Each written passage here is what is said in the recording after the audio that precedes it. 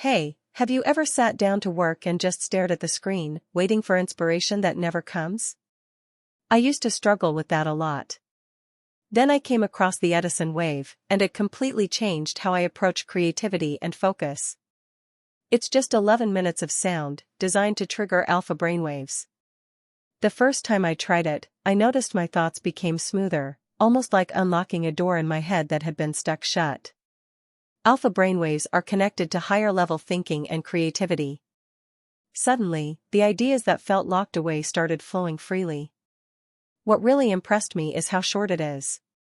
11 minutes, and yet the clarity and productivity I got lasted way beyond that. It's become my secret weapon before writing, brainstorming, or any task where I need sharp focus. Over time, I realized it wasn't just about getting things done faster. It made the process feel lighter, more enjoyable, like I wasn't dragging myself through work anymore. It's amazing how something so simple can spark such powerful results. Not through pressure, but through calm energy.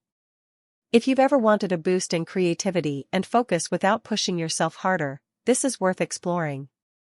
Check the link in the description to try it. And thank you for spending this time with me. Make sure to watch my other videos for more.